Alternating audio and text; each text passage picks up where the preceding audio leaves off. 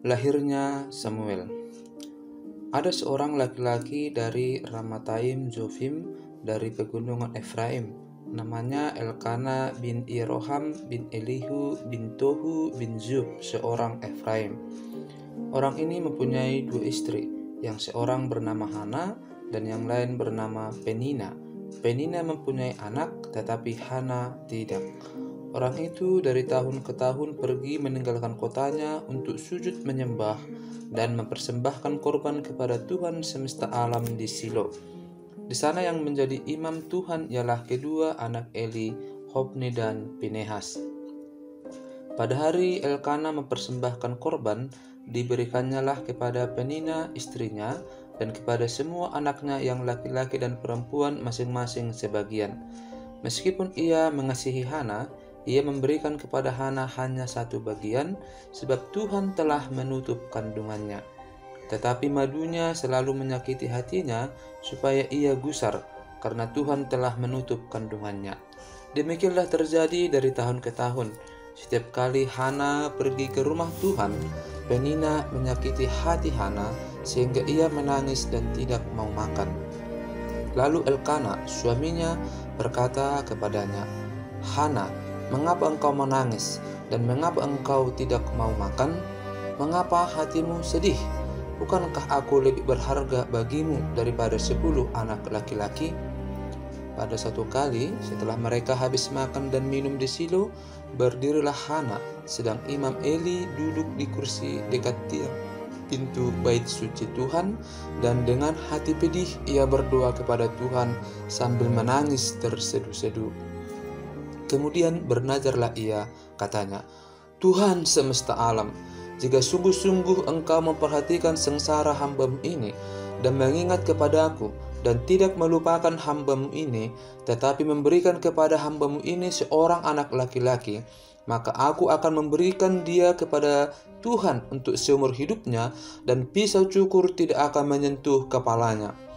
Ketika perempuan itu terus-menerus berdoa di hadapan Tuhan, maka Eli mengamati mulut perempuan itu, dan karena Hana berkata-kata dalam hatinya dan hanya bibirnya saja bergerak-gerak, tetapi suaranya tidak kedengaran, maka Eli menyangka perempuan itu mabuk. Lalu kata Eli kepadanya, "Berapa lama lagi engkau berlaku sebagai orang mabuk? Lepaskanlah dirimu daripada mabukmu." Tetapi Hana menjawab, "Bukan, Tuanku, aku seorang perempuan yang sangat bersusah hati. Anggur ataupun minuman yang memabukkan tidak kuminum, melainkan aku mencurahkan isi hatiku di hadapan Tuhan. Janganlah anggap hamba-Mu ini seorang perempuan dursila, sebab karena besarnya cemas dan sakit hati aku berbicara demikian lama." Jawab Eli, "Pergilah dengan selamat, dan Allah Israel akan memberikan kepadamu apa yang engkau minta daripadanya." Sesudah itu berkatalah perempuan itu, "Biarlah hamba-Mu ini mendapat belas kasihan daripadamu." Lalu keluarlah perempuan itu, ia mau makan dan mukanya tidak muram lagi. Keesokan harinya bangunlah mereka itu pagi-pagi, lalu sujud menyembah di hadapan Tuhan, kemudian pulanglah mereka ke rumahnya di Rama. Ketika Elkana bersetubuh dengan Hana istrinya, Tuhan ingat kepadanya. Maka setahun kemudian mengandunglah Hana dan melahirkan seorang anak laki-laki. Ia menamai anak itu Samuel, sebab katanya, "Aku telah memintanya daripada Tuhan." Elkana, laki-laki itu, pergi dengan sesi rumahnya mempersembahkan korban sembelihan tahunan dan korban nazarnya kepada Tuhan. Tetapi Hana tidak ikut pergi, sebab katanya kepada suaminya, "Nanti apabila anak itu cerai susu, aku akan mengantarkan dia, maka ia akan menghadap ke hadirat Tuhan dan tinggal di sana seumur hidupnya." Kemudian Elkana, suaminya itu, berkata kepadanya, "Perbuatlah apa yang kau pandang baik, tinggallah sampai engkau menyapih dia, hanya Tuhan kiranya menepati janjinya." Jadi tinggallah perempuan itu dan menyusui anaknya sampai disapihnya. Setelah perempuan itu menyapih anaknya, dibawanyalah dia dengan seekor lembu jantan yang berumur 3 tahun, 1 epat tepung, dan sebuyung anggur. Lalu diantarkannya ke dalam rumah Tuhan di Shilo. Waktu itu masih kecil betul kanak-kanak itu. Setelah mereka menyembelih lembu, mereka mengantarkan kanak-kanak itu kepada Eli. Lalu kata perempuan itu, "Mohon bicara tuanku. Demi tuanku hidup, akulah perempuan yang dahulu berdiri di sini dekat tuanku untuk berdoa kepada Tuhan. Untuk mendapat anak inilah aku berdoa, dan Tuhan telah memberikan kepadaku apa yang kuminta daripadanya. Maka aku pun menyerahkannya kepada Tuhan seumur hidup, terserahlah ia kiranya kepada Tuhan." Lalu sujudlah mereka di sana menyembah kepada Tuhan. Puji-pujian Hana.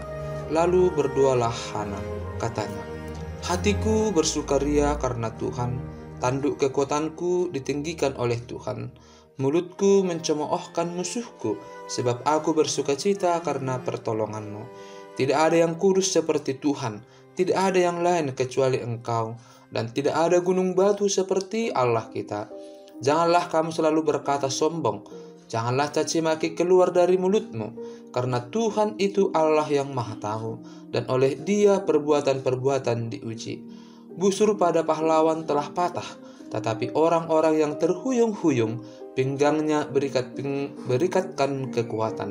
Siapa yang kenyang dahulu, sekarang menyewakan dirinya karena makanan, tetapi orang yang lapar dahulu, sekarang boleh beristirahat. Bahkan orang yang mandul melahirkan 7 anak, tetapi orang yang banyak anaknya menjadi layu. Tuhan mematikan dan menghidupkan. Ia menurunkan ke dalam dunia orang mati dan mengangkat dari sana. Tuhan membuat miskin dan membuat kaya. Ia merendahkan dan meninggikan juga.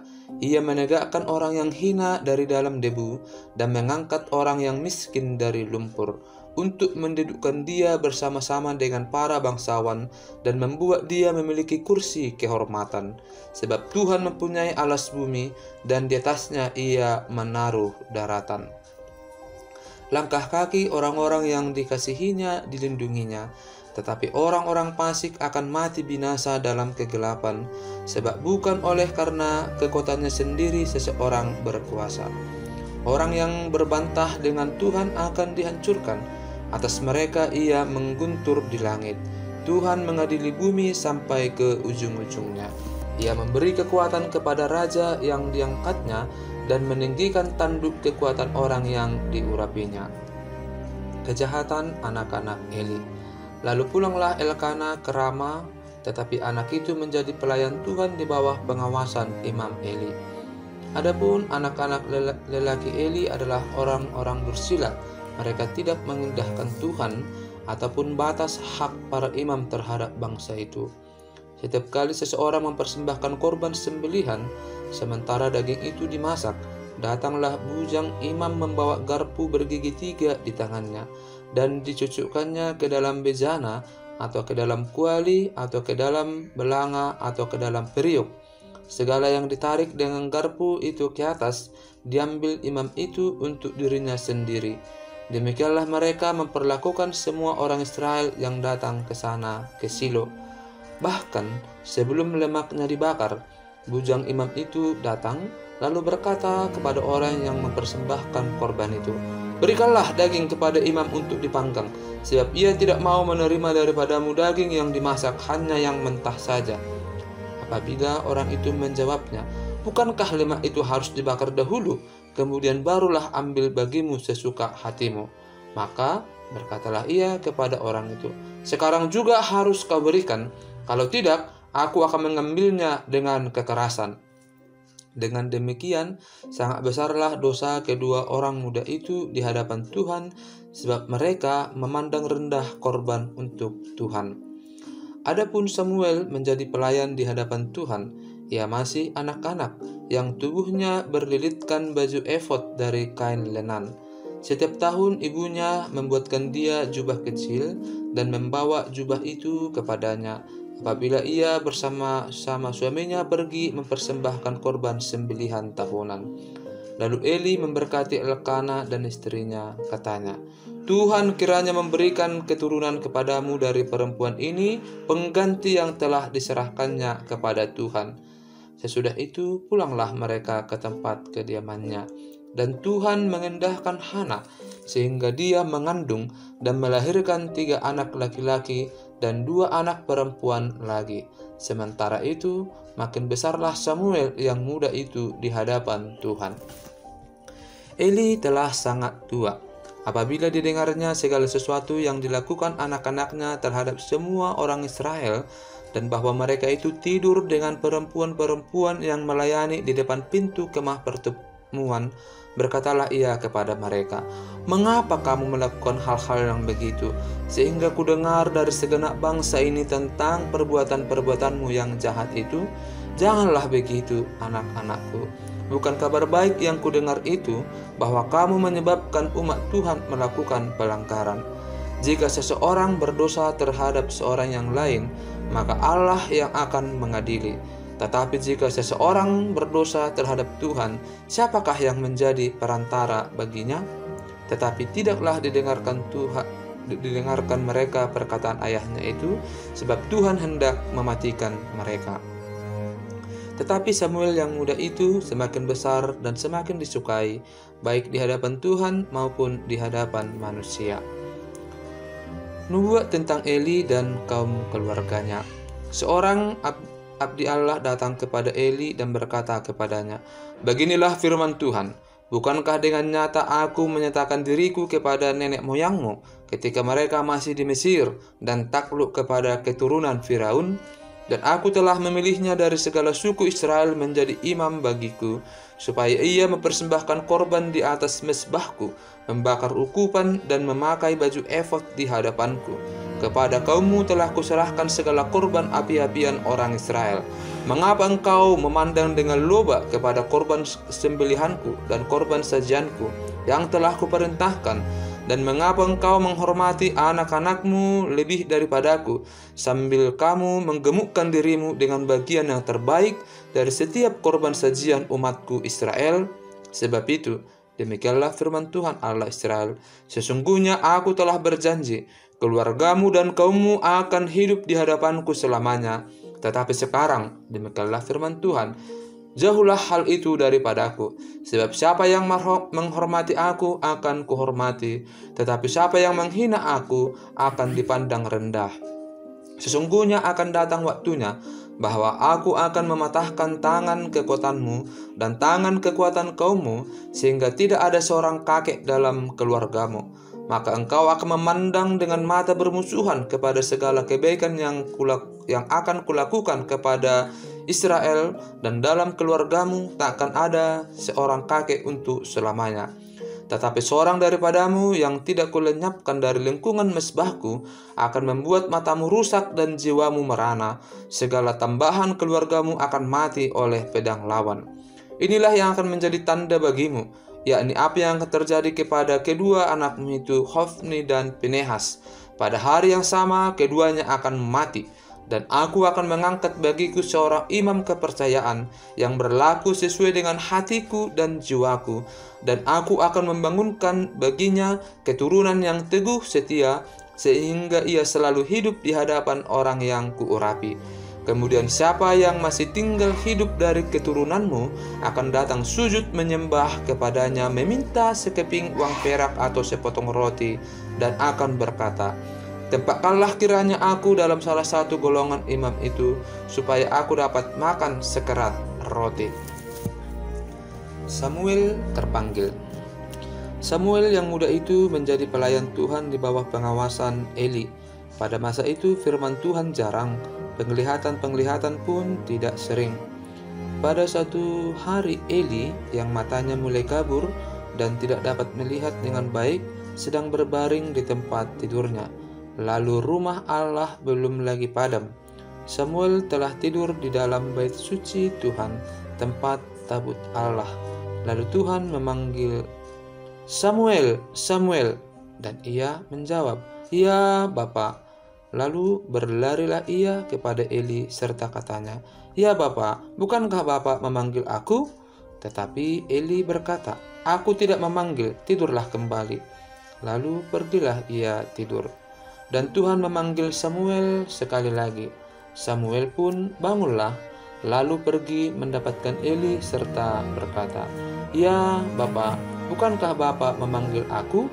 Tetapi Eli berkata, "Aku tidak memanggil, anakku, tidurlah kembali." Samuel belum mengenal Tuhan.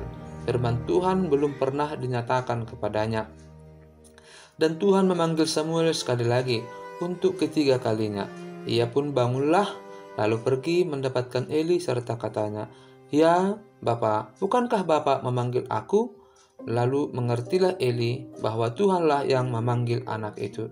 Sebab itu berkatalah Eli kepada Samuel, "Pergilah tidur, dan apabila ia memanggil engkau, katakanlah, berbicaralah Tuhan, sebab hambamu ini mendengar." Maka pergilah Samuel dan tidurlah ia di tempat tidurnya. Lalu datanglah Tuhan, berdiri di sana dan memanggil seperti yang sudah-sudah, "Samuel, Samuel!" Dan Samuel menjawab, "Berbicaralah, sebab hambamu ini mendengar." Lalu berfirmanlah Tuhan kepada Samuel, "Ketahuilah, aku akan melakukan sesuatu di Israel, sehingga setiap orang yang mendengarnya akan bising kedua telinganya. Pada waktu itu aku akan menepati kepada Eli segala yang telah kupermankan tentang keluarganya dari mula sampai akhir.